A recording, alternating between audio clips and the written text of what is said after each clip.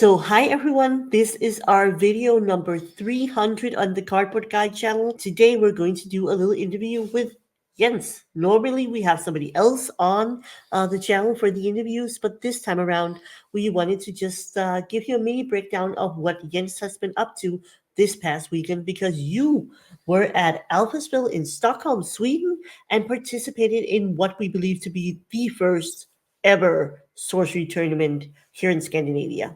Indeed. And that was also partly why I decided to go, because it was quite the trip to Sweden. It took most of my weekend, actually. I think you need to clarify how you got to Sweden and how far it is. Yeah, because Sweden is a absolutely ginormous country. And I know that many people in the US, for them, distances are not something, they take so seriously, because the United States is absolutely huge. But in Europe, distances are not that great or that big. And especially in Denmark, it's a really small country. So every time we go abroad, we're like, whoa, it's big here. But Sweden is actually a very long country. So traveling from Copenhagen to Stockholm is actually the same distance as traveling from Copenhagen to the south of Italy in Europe. So it's a really long way. So how did you get there? Yeah, I got there by bus. I considered flying, but I hate airports. So I decided, well, maybe taking a bus was actually not that stupid of an idea, because I could just sleep on the bus and would come to Sweden in 8 in the morning, well rested, hopefully. And I had 4 hours to go from the bus terminal to the LGS where the tournament was being held. And that should have been plenty of time. So yeah, but I got on the bus at close to midnight in Copenhagen and traveled from Copenhagen to Stockholm. Oh, did you? But unfortunately, the bus got raided by the Swedish toll Customs services. officers. Yeah, so well, the bus got stormed by dogs and police, and some of these dogs had a keen nose, and they found what I believe might be drugs. Not on me, of course, but on some of the other passengers. And since nobody wanted to declare which jacket it was, everybody got thrown off the bus and got placed in a line with all our luggage, and then we got inspected by drug sniffing dogs and police. And yeah, it took forever. Luckily, because maybe I was Danish, the policeman didn't really want to speak that much to me. He was like, "Where are you going?" I'm going to Stockholm. Where are you from? I'm from Denmark. Okay, I don't want to speak Danish. I don't understand Danish. But yeah, you can go back to the bus. But all in all, this delayed us quite some time. I was supposed to be in Stockholm at 8 in the morning, and I was at Stockholm at 12 which noon, was not which was great. also coincidentally the time of the start of the tournament. So that was pretty bad. I came 30 minutes late because I took a cab from the bus terminal and just sped to the Alpha Spiel LGS. But luckily, the host of the tournament, Ragnar, was really friendly, and we were in contact all the way with the bus. And they had lined up my booster packs, and they had announced that I'm coming, but I might be late, and they were going to maybe push my matches if it didn't fit. But yeah, I came, and I was really lucky with my pools, and the deck basically just built itself. So let's just go back a little. What kind of tournament was it? How many players? Was it draft, sealed? Yes, good point. It was a sealed tournament, and when you play sealed, you get 6 booster packs, and from these 6 booster packs, you're supposed to be making your deck. And a deck in a sealed tournament must contain at least 25 spellbook cards and 12 atlas cards. And you can use all the cards that you pull in packs, no matter normal rules and rarity. So if you get 2 of the same unique cards, you can use both in the deck. But of course, this is kind of rare in only 6 packs. Good luck. But yeah, you're supposed to make your deck from that, and you can add all the ordinary sides that you want from outside of these packs. Should you draw a special avatar, you can use that avatar also in your deck building. I think there was one guy that actually pulled a Seer avatar that he tried to built around, and he had a good fun, good fun playing. And I don't think it went that well, but he was like, I pulled a seer. I'm supposed to do something with it. It's fun.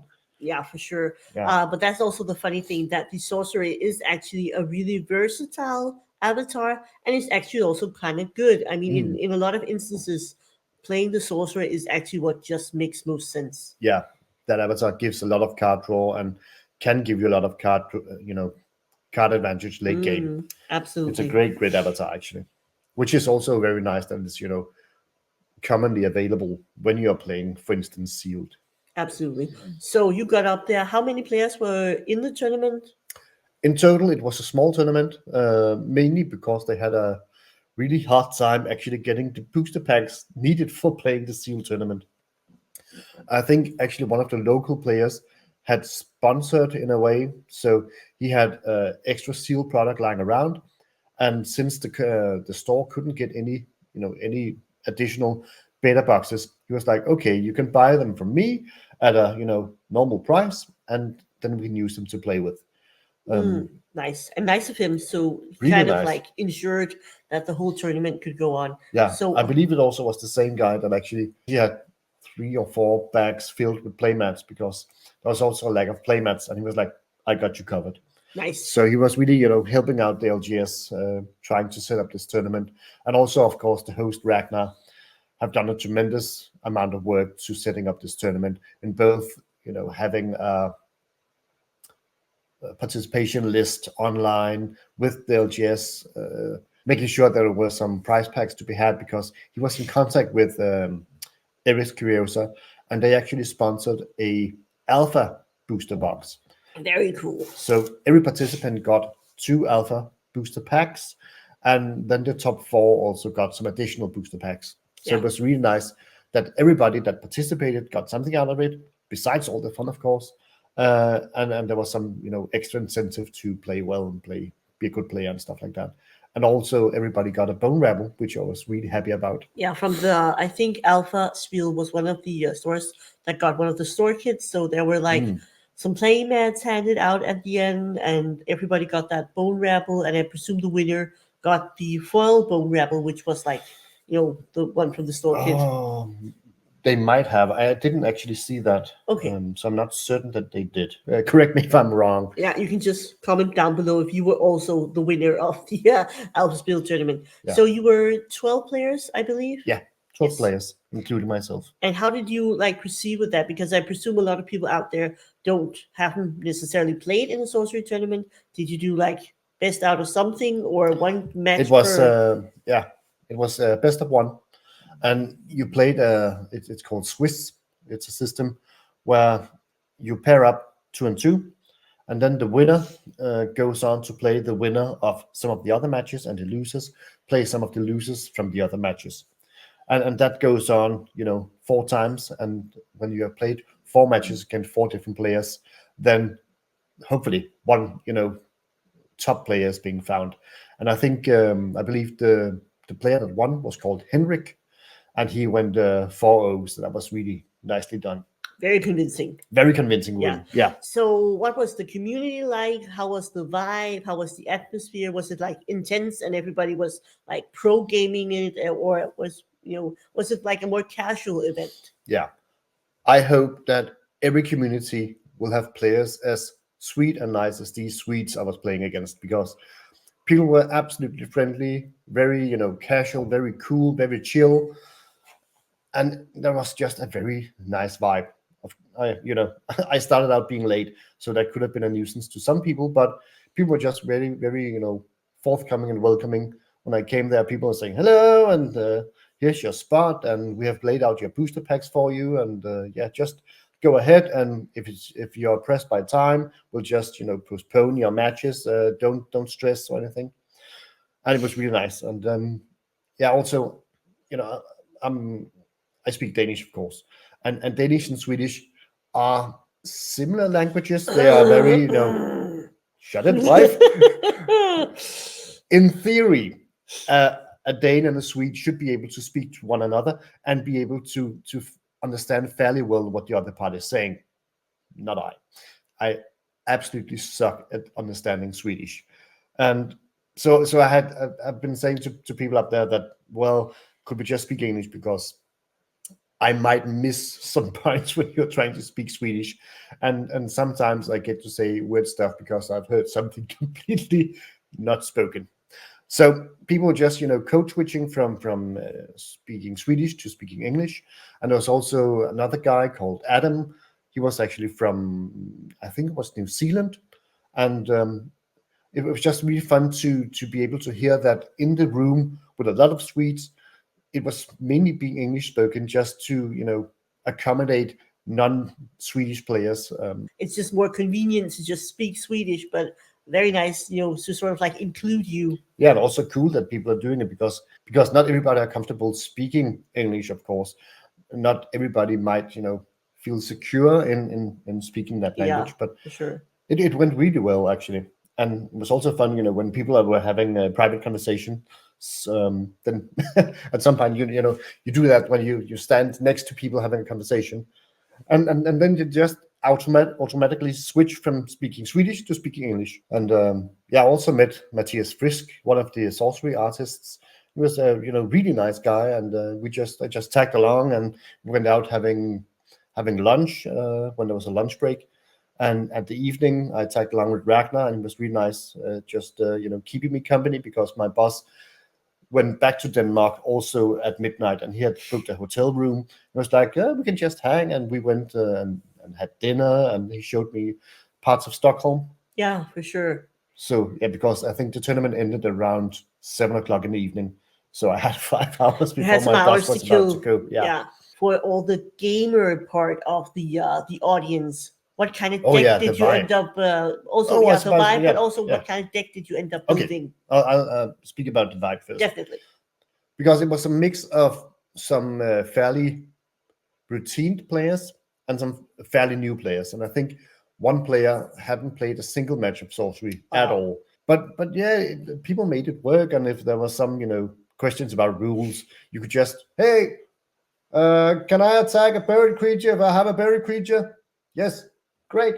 It was pretty much like that. So it was a really nice vibe, and people were. It was very evident that people were there to have fun and play a game that they love, and that they hold close to their hearts, and just experience the game, and not there to win big prizes or anything. I did a bit of a research before going to the tournament, of course, being able to build the best possible deck. So I had a good feeling to which cards I should be looking for. Unfortunately, I had no grapple shots. I had only one teleport, and I had mostly bad cards in that element. So, those nice playable cards were not really coming to me. But I was really lucky that I pulled first one Potch Butcher and then another Potch Butcher.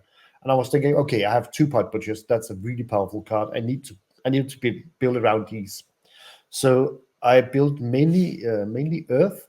Mhm. Um, because I also pulled two Berry and two Common Sense and one Amazon Warriors.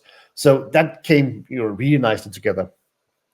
And then And very nice. I mean, that's a lucky little bag of that's a Earth powerful little card. bag. Oh, and I also pulled a Conquer Worm. I had definitely some great power in Earth. So that was obviously the element I need to build around. And then I pulled a Step, and I had some okay cards in the element of fire. So I sort of splashed the few good fire cards that I got, because I had some Sirocco Scorpions and some Pit Vipers, and I think I had two Minor Explosions. And some Sacred Scarabs. Did you have Oh some yeah, of one those? Sacred Scarab. Yeah, we're gonna put the deck up so you can just have a look at the picture and have a Fun look at story. it. That Sacred Scarab really won me the last game. Yeah. Um, I was down to having 5 health left, and my opponent was at death's door, and he had some really nice removal, but his avatar had used a teleport to get away from me and was on my side, and then I could, at the start of my turn, spawn a Sacred Scarab at his location. And he only had removal that would bounce, Hmm. and I had him sort of surrounded by little creatures, so he didn't have enough removal to get rid of all my stuff, and he couldn't kill the Scarab because he was on the same area as the Same scarab. side. So if he killed it, he would die himself. Yeah, So that really won with the game. nice. And that's an effective little card. Yeah, that's a little. I think that you need to think harder on when to play Sacred Scarab, because if you play them early game, they'll just get removed and they might just do nothing. But playing them late game, when you can position them tactically, or maybe on top of a sorcerer or avatar, that's fairly effective. Yeah, definitely. And I also think, just reminding myself that I think it got nerfed quite a bit in the playtesting, because before then it was even more powerful. So right now I think that's the nerfed out version of the Sacred Scarabs. When you got there, you got to play some matches. What was the vibe like ending up, and were there like any people hanging out and just chatting after the event? Because it does sound like you had a really nice event focused on being casual and just hanging out and enjoying the game. Definitely. I think a lot of people actually hung out. A lot of the players were around my age, I believe, and a lot of them also had kids. So some of them needed to go back home to tend to their families. But I think many people just hung out maybe half an hour or maybe up to an hour or something like that. And I got to do a little short video with a nice player opening his 2 alpha packs. Say hello. Hi, Max here. Got 2 alpha packs as a consolation prize, which is a good prize. And we'll see how it goes. They're hoping for a Fowle philosopher still, right? Yeah, I'm gonna need your help if there's any curious, because I don't know the alpha ones. So we'll see. Let's see. Exceptional York, Drought, Siege Ballista, Ship. That's a rare, I guess. Yeah. Land Server, Coral Reef, Incinerate, The Guys, Muck Lampreys, Miner, Beast of Burden, Fenwell Muse, Wall of Ice, Apprentice Wizard, and the Sight. We'll see the second one then. Okay, now is the big hit. We're hoping for it. Should probably be more careful, but that's not my style. Undertow, Call to War, which I'm actually missing from beta. House of Armbannerment, and Polar Explorers. Well, it's an alpha at least. Teleport, Unravel, Centons, Highland Clansmen, Wild Boars, Overpower, Heat Ray, Common Sense, Disenchant, and a Simple Village. Congratulations. Thank you. We were really cheering, hoping for something good, but unfortunately, those were not the packs you would have wanted to open. But it was really nice and really cozy, and Ragnar was of course there, and another bloke was really nice waiting for us and giving us a lift back to central Stockholm. So we just doing nerd talk in the car, and Matthias Frisk also hung out a bit in the LGS, but he did need to go back home, but he would have liked to participate in the dinner that Ragnar and I were going to have. Yeah, for sure. Yeah, and also Matthias Frisk had brought a big stack of poster prints. Yeah, postcards. That he was just, handing out to everybody who wanted them. And I had my little signature pins with me. So Matthias Frisk was also signing a lot of cards, and he was a really good sport about it. I remember that I had packed a lot of cards because I knew he was going to be there, and so it was like, you can't ask him to sign so many cards. Like, yes, I can definitely ask him.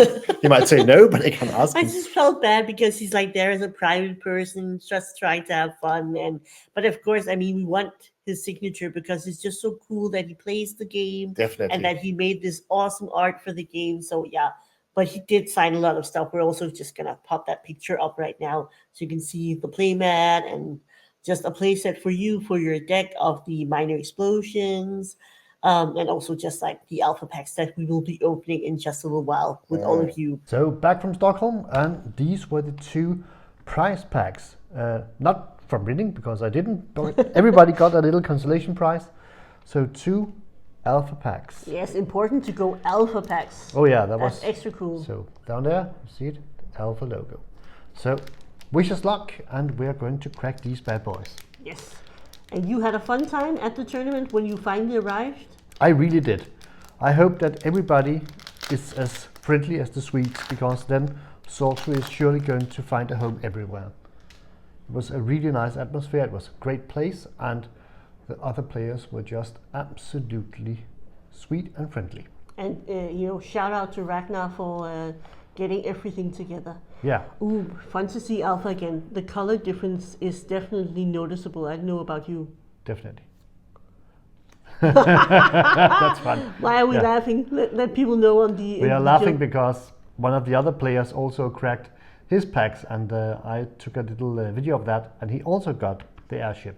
Yes, and it was all from the same Alpha booster box that was sponsored by the Sorcery. Ooh, a Land Surveyor. Land Surveyor in foil. Very nice, very nice. Very nice. And And Matthias Frisk. we should give him a shout out. Thank you for signing all the stuff. It was very cool and very awesome to see a sorcery artist playing. Indeed, that was very cool. Also because I don't think everybody actually knew that Matthias was there and that he was the artist. But when people find out, everybody's like, can we borrow that pen, because we would really love to have his signature too. Yeah, definitely. Okay, how fun is this? That's It's also the exactly first same card. pack. Oh my god, that's very. I'm getting scared now. Oh no! And what did he? Before you reveal it, what did he get Oh, I as his rare Don't for that remember. one? Don't remember. Yes, Polar Explorers. Oh yeah.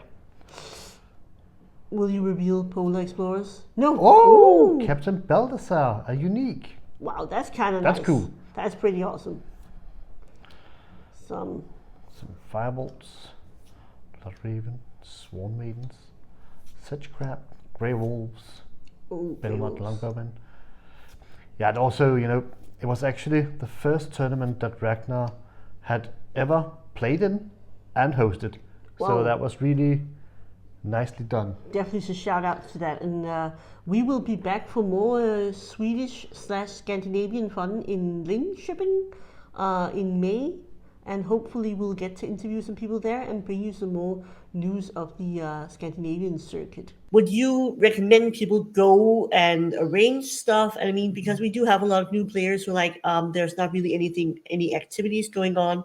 And I think it needs to be mentioned that Ragnar, who did the whole organizing of the event and spoke to Alpha Spill in Stockholm, sort of did everything on his own. Yeah. And he's not routine skilled organizer, right? No, he was definitely just taking the plunge, because Ragnar had never played in a tournament of any kind. He had never hosted a tournament. So it was all new for him.